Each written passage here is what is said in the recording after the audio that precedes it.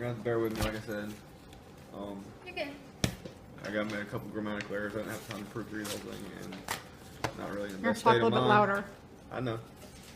But alright, here we go.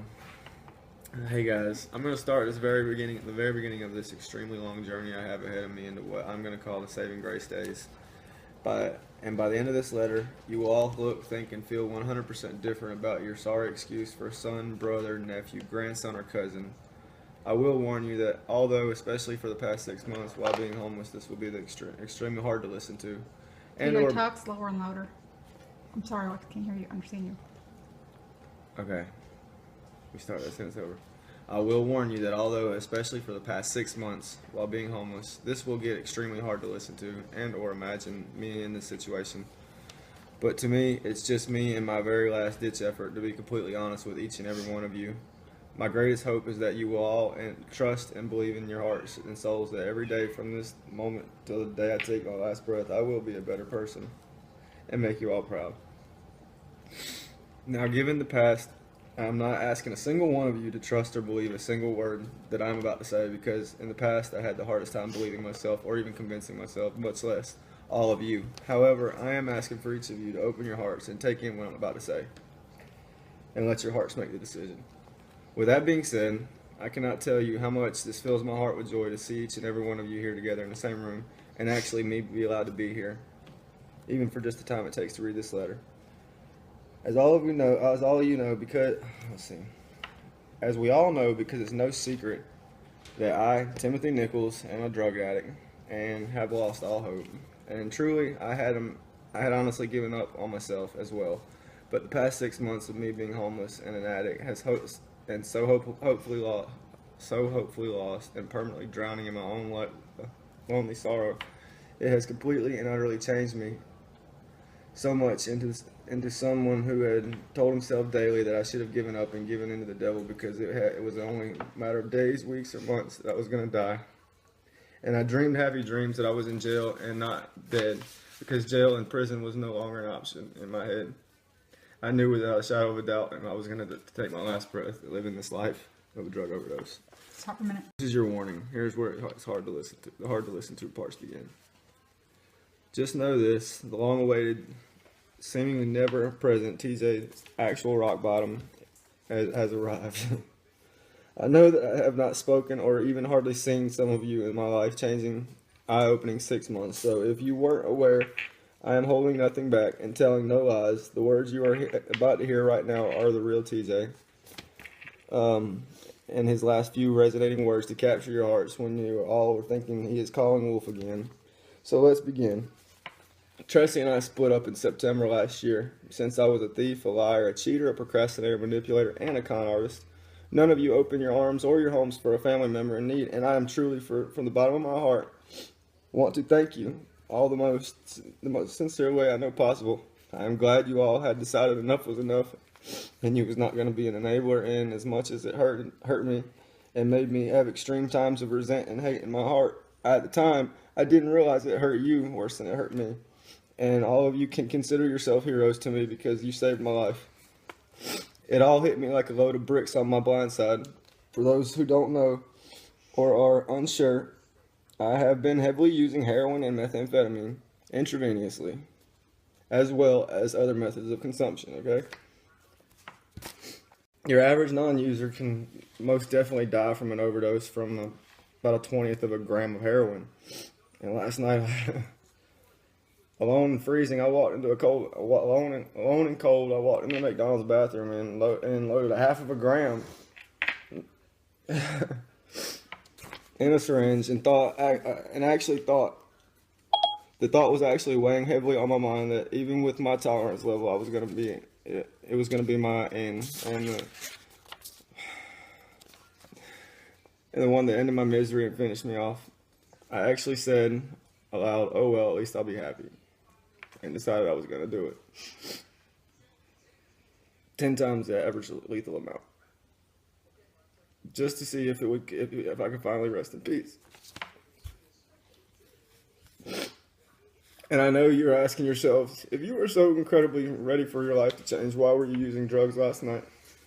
The answer is simple. I actually got to where I didn't want to use anymore about 3 months ago. But in my garbage cesspool filled mind, I didn't have a choice. I told my wonderful mother, who I owe my life to, that I would never quit using, even if I wanted to, as long as I was living on the streets. And it was the truth. I was scared of not using. Not only because, if you can imagine, a flu, but 3 times worse. The withdrawals drive you to use alone, but mostly I was deathly afraid of soberness because depression was surely hovering overhead, and along with that comes real deal thoughts and justifications of suicide. Just so I wouldn't think about my life, I have to put you all through, when what I had put you all through, an individual incidences we have had, this monster who I've transformed into. I am here to, as a whole, apologize to you all, and I will spend the rest of my life making it up to each and every one of you. Last night, I want you all to know, here and now, look at this. I'm sorry. The woman many of you threatened to disown if she helped me. Her face popped in my lonely, drug-induced mind, and her face crying, looking at my dead body, because she was called to identify my body, stopped me from doing the fatal dose of heroin. I couldn't bear the thought of putting my mother.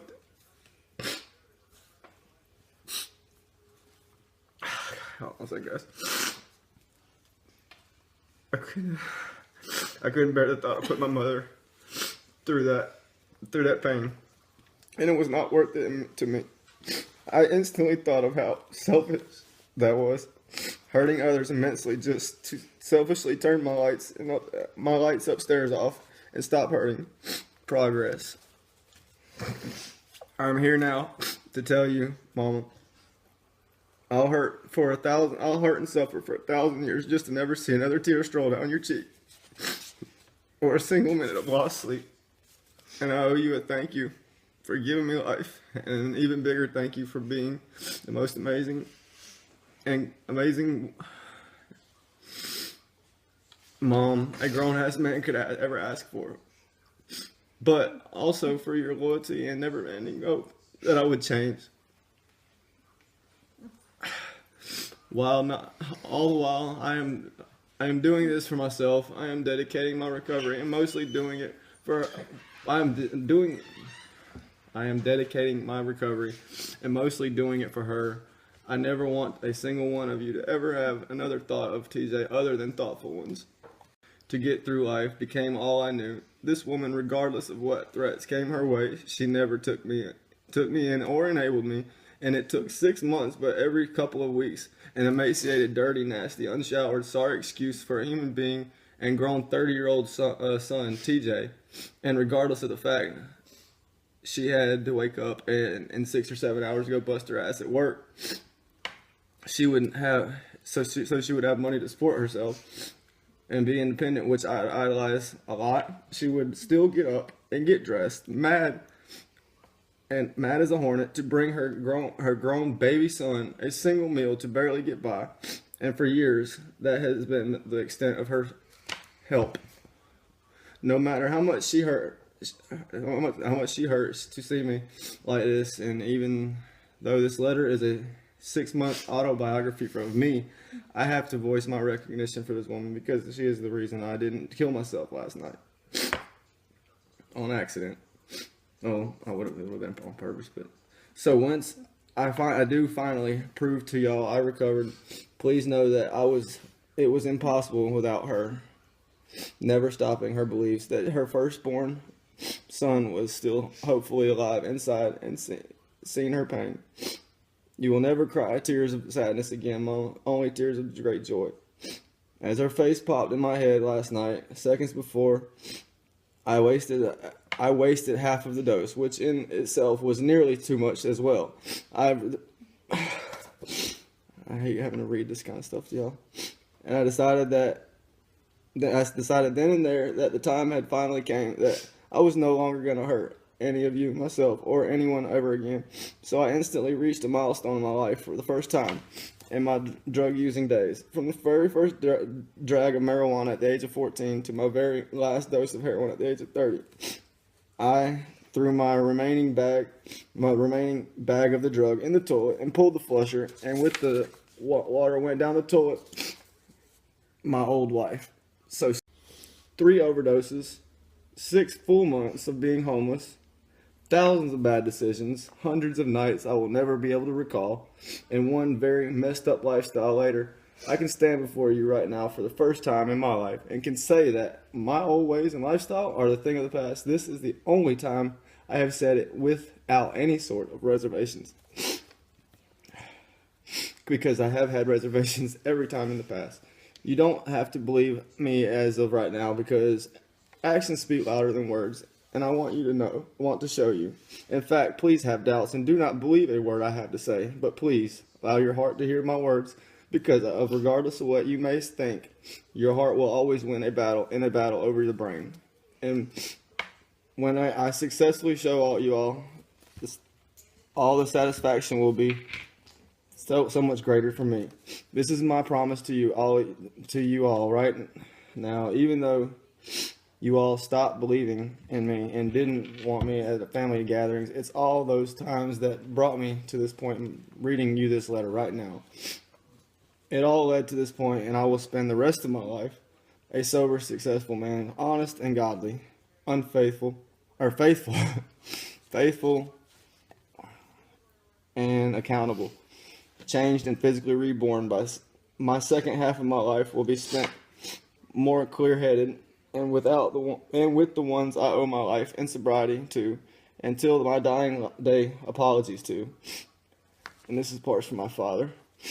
Dad, I hope someone is recording this. Well, that's what Mama is, so you can see my face.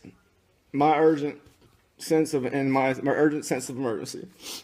I have not seen you since Thanksgiving 2013, and it truly hurt when I told you this past Christmas I loved you and missed you tremendously on Facebook, and I hoped you had a great Christmas, and you ignored me and never replied, and that was another powerful day for me as well.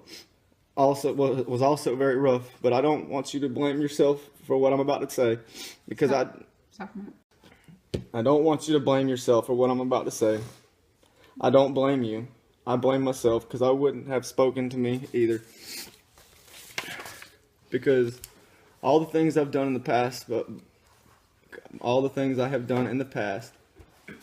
but Christmas night 2015 was overdose number 2.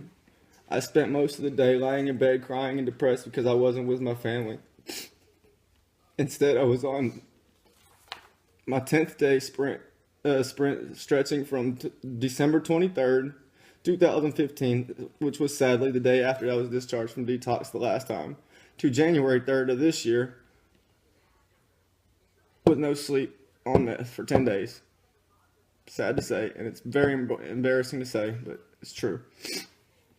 I had severe hallucinations, paranoia, and absolute and complete oblivion to any type of normal human life, taking place outside of my unmentioned named friend's house.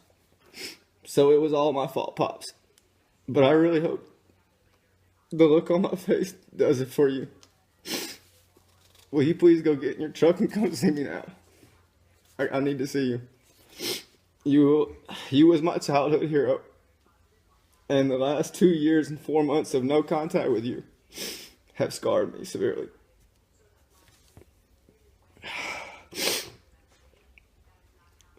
But also pushed me towards this decision that I know that you, Thomas, and my baby brother Daniel, whom I have barely seen in 3 or 4 years as well, are probably going to be the last to board the sobriety bandwagon. I will succeed, like you always taught me, Pops. I need to see you like 2 years ago. With all this being said, and coming from the bottom of my heart, this is my plan of action in this order. Number 1, 10 to 14 days of total detoxification, and upon discharge, Mom has agreed to. Number 2, pick me up from a detox in Albany, drive me to rehab. And this is the tricky part. Okay. I have found a top-rated drug and alcohol rehab in Atlanta from a recovering addict who is a great friend and in the facility. It's called Sober Living of America, but it is not free. I am not going to ask anyone individually for any amount of money because those days are a thing of the past. However, I do need to say, if y'all, the loving family I know you are, decide that you do believe me in your hearts and can come together as a whole and raise $1,500 in the time I am in detox for my down payment to enroll in this facility, I have told my mom and will put it in writing, a calendar drawn out with each of your names that make donations on a different date with the amount that you had donated, and I will guarantee your repayment, and Mama is going to be in charge of making that payment. I will supply the money. How, you ask?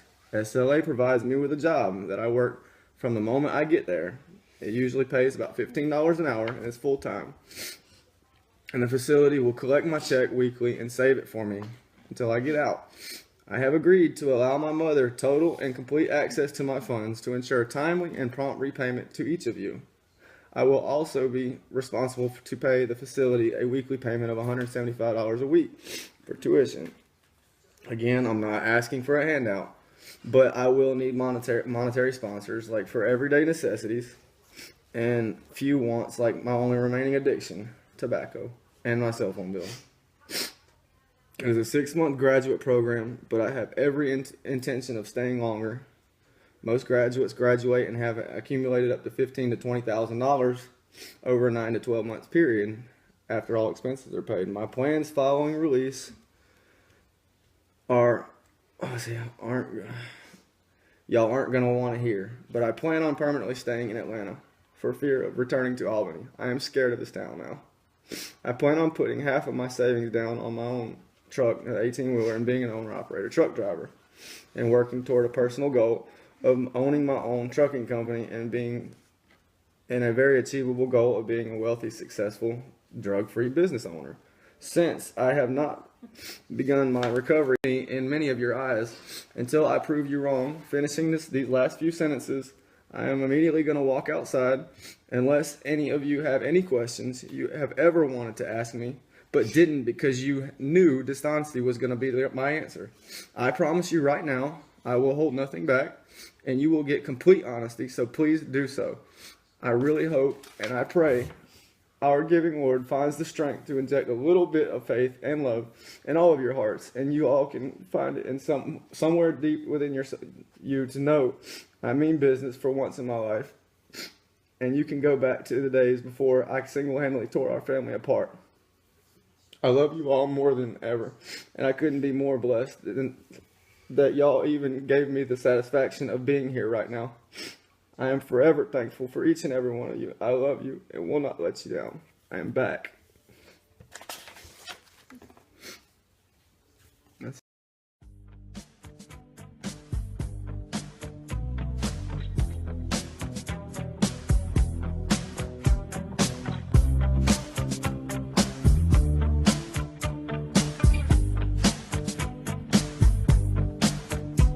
I know you still living your life after death.